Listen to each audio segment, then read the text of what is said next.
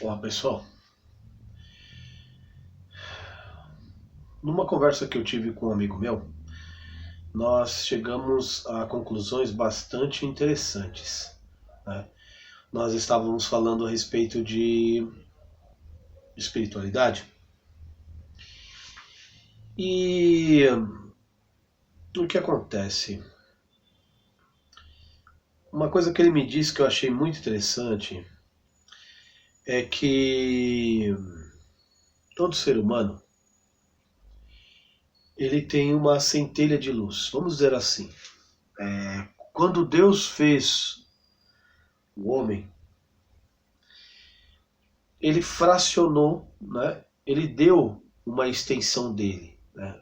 Nós somos, segundo os princípios do cristianismo, nós somos extensão de Deus, figura extensa, né? Uma parte de Deus. Quando Deus nos fez, ele colocou uma parte do seu brilho, uma pequena, infinitésima parte do seu brilho.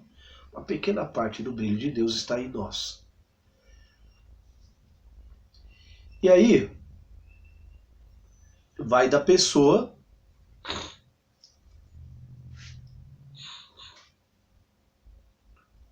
acessar, buscar, né, a verdade. Tem uma frase do padre Church que diz assim: a verdade se aproxima daqueles que a buscam, que eu acho que eu já repeti milhares de vezes aqui no canal. Então, conforme você vai buscando a verdade, mais você vai se aproximando da luz, mais você vai se aproximando de Deus, ao meu ver. E aí, automaticamente, essa centelha de luz, que é Deus dentro de você, que é uma parte de Deus dentro de você, vamos dizer assim, o espírito. Podemos dizer espírito ou consciência. Algumas crenças falam em consciência após a morte. A consciência continua em algum lugar. Ou espírito, né? Matéria se dissolve, não há mais matéria depois da morte, mas fica outra coisa. E essa consciência, quando ela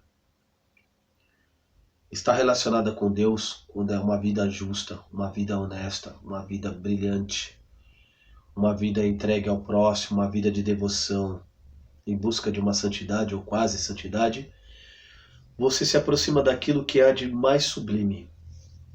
E aí você começa a iluminar o mundo, né? Consciência superior, ação superior, pensamento superior.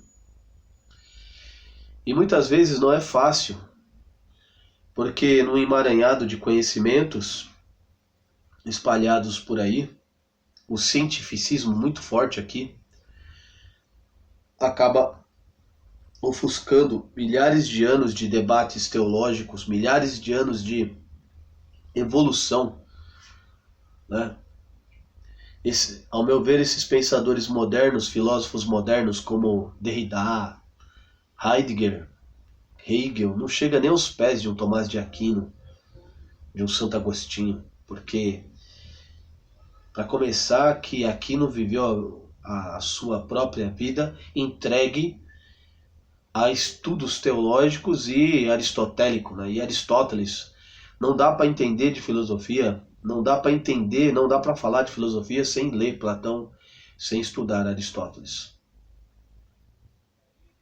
No canal eu quero dedicar uma parte só sobre leitura de Platão e só sobre leitura de Aristóteles, porque é a base da filosofia. Eles são os pais da filosofia.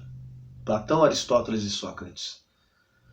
Tudo bem, nós temos os pré-socráticos, nós temos a filosofia helenística, que também é filosofia, mas igual Platão e Aristóteles, não há nada igual, principalmente Platão, porque ele descreve o que Sócrates fez, né? Não se sabe onde está o Sócrates histórico e onde está o Sócrates criado por Platão. Mas de uma coisa sabemos: é a evolução do pensamento humano.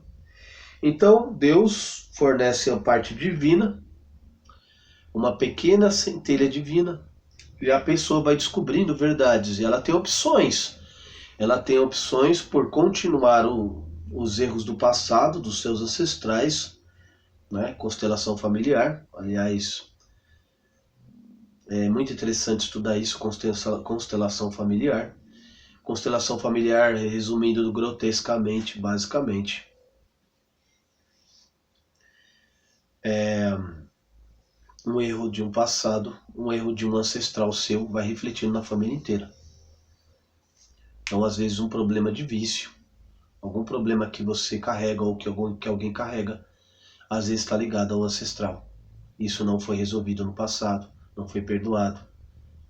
E é esse ódio, esse rancor e esse problema. Pode ser com bebida, pode ser com prostituição.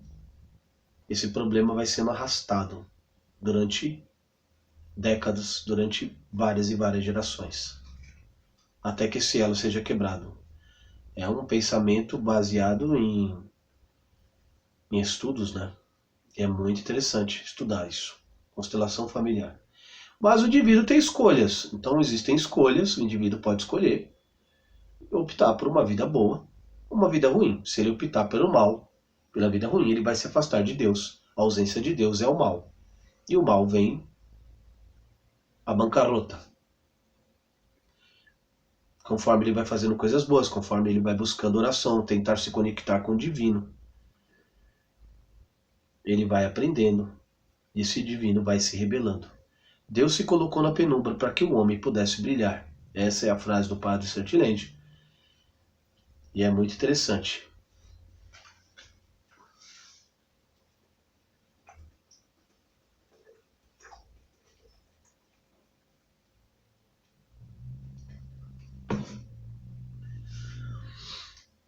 Então reza a lenda. E eu acho que é muito interessante essa forma de pensar. De que conforme Deus vai se aproximando de você, conforme você se aproxima de Deus, as coisas vão acontecendo. É algo sublime. Para mim é impossível pensar que nós somos um punhado de célula aqui e que não há nada além de uma existência pura e não há nada mais.